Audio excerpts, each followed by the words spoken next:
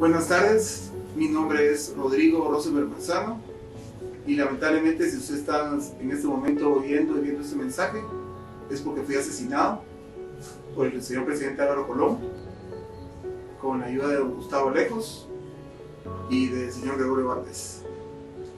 La razón de por qué estoy muerto al momento que ustedes vean este mensaje es única y exclusivamente porque hasta el último momento fui abogado del señor Khalil Musa y de su hija Marjorie Musa, a los cuales fueron cobardemente asesinados por el señor presidente Álvaro Colón, con el consentimiento pleno de su esposa Sandra de Colón y con la ayuda de Gregorio Valdés y Gustavo Lejos.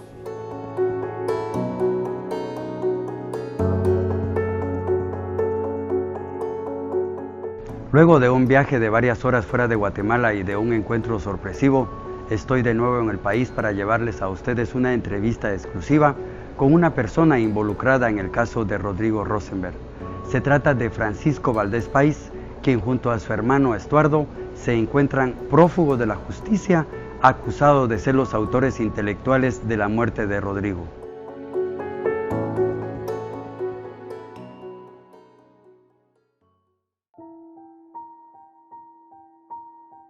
En la prisión llegaban muchas personas a visitar, no a visitarnos a nosotros, sino que a visitar al licenciado Alfonso Portillo. Dentro de los que llegaban varios escritores, pero llegó uno que nos cayó bien y se puso a conversar con nosotros. Cuando se llevaron a Alfonso Portillo a Estados Unidos, esa persona llegó como consternada a ver cómo estábamos nosotros y obviamente estábamos muy afectados. Y entonces se puso a motivarnos, era también un lector muy asiduo y un escritor que tenía bastante experiencia, pero no en libros, sino que en algún otro tipo de género. Y entonces él nos empezó a hablar, a Estuardo le cayó bien, cosa que no era muy frecuente, ¿verdad? Estuardo, mi hermano, era muy selectivo con las personas con las que trataba. Y entonces empezamos a conversar si era posible a escribir un libro. Cuando finalmente definimos que sí, que podíamos empezar a escribir y él nos plantea algunas soluciones para la escritura, empezamos a tratar y el primer relato que íbamos a hacer iba a ser el domingo, que debe haber sido 4 de agosto del 2013. Tuvimos la dicha nosotros de salir de la prisión el 2 de agosto, el viernes 2 de agosto del 2013 salimos de la prisión y fue tanta la algarabía, la ilusión y la alegría que tuvimos en ese momento, que se nos olvidó el libro. Pues Maynor Motto decidió cerrar en definitiva el proceso que se seguía contra los hermanos Francisco José y José Estuardo Valdés Pais. Las pruebas que presentó en su momento el Ministerio Público y la Comisión Internacional contra la Impunidad en Guatemala no demuestran su participación en el caso Rosenberg.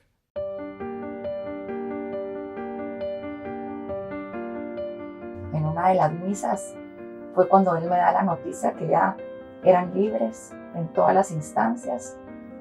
Y en ese momento yo le respondí con todo el dolor de mi alma que era muy tarde para nosotros, para mis hijas, para mí, para Estuardo. Pero bueno, Dios lo quiso así. Y como le repito, nunca necesitamos un papel, ni que un juez nos dijera que eran inocentes. Para nosotros siempre fueron inocentes. Simplemente es algo que nos tocó vivir.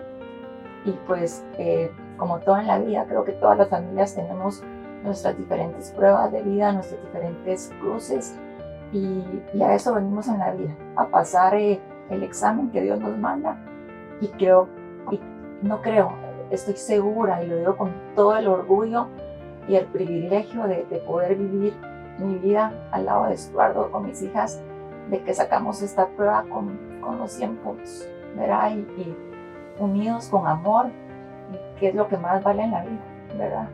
Y luego cuando ya libres. Pensamos que teníamos una vida por delante para recuperar el tiempo perdido, y definitivamente en la vida no hay que dar nada por sentado, porque yo era algo que daba por sentado. Bueno, ya acabó, tengo toda la vida con Estuardo para recuperar, y era lo que menos tenía, tiempo para poder disfrutarlo y para que mis hijos la disfrutaran. Y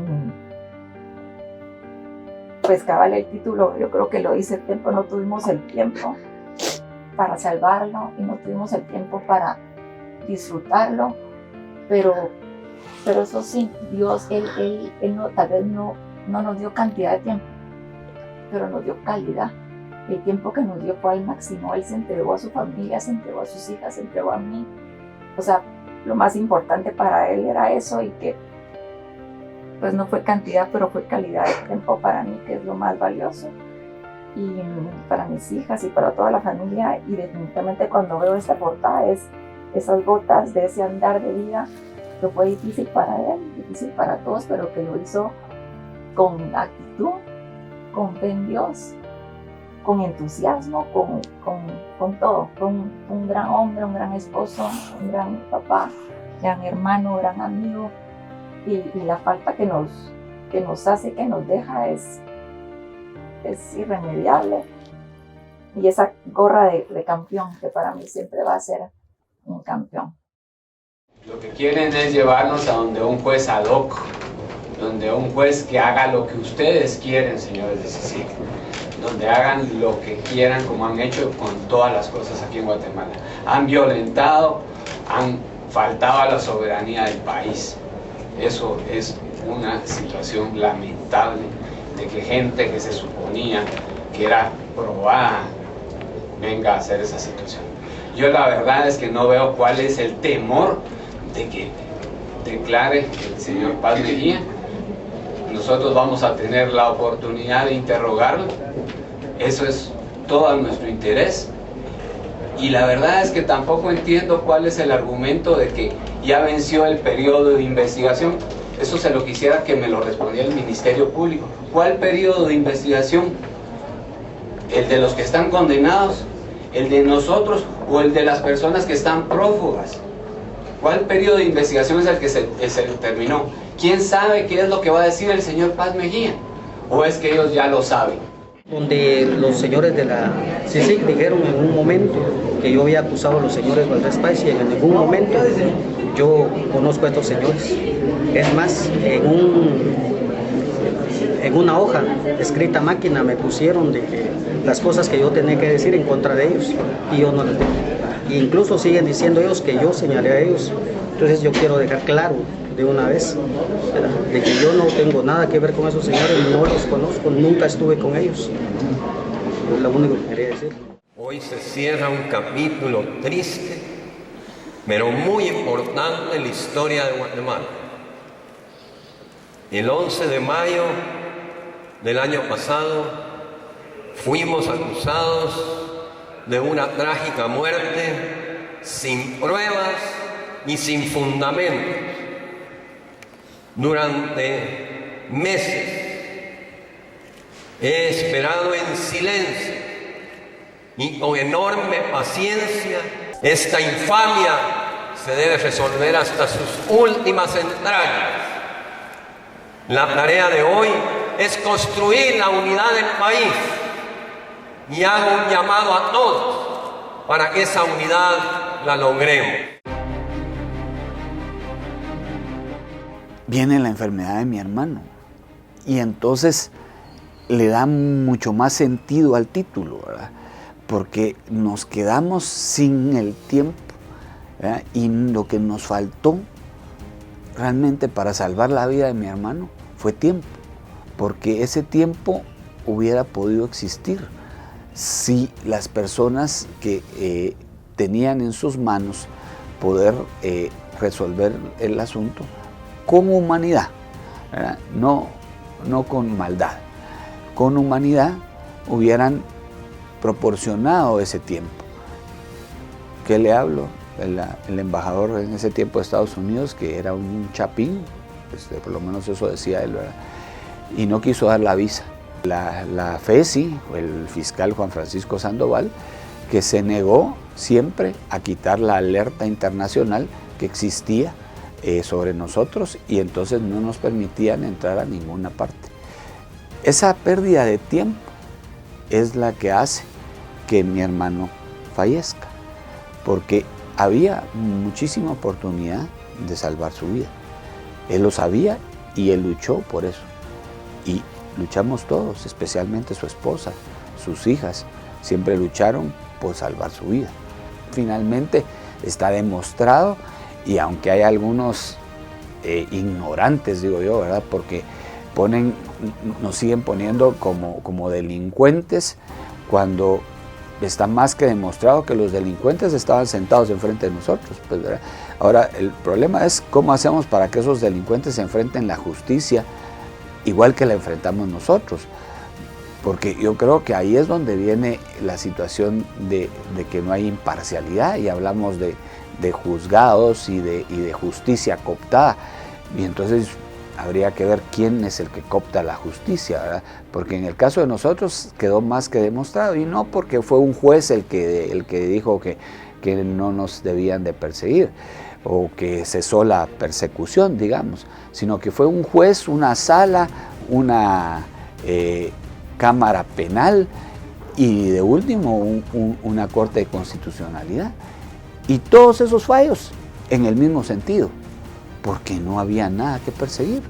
Y entonces fue una injusticia de lo más cruel, y una injusticia con maldad, ¿verdad? Porque a veces uno puede cometer injusticias sin querer, pero esta no fue sin querer, esta fue con todo el conocimiento de causa del mundo.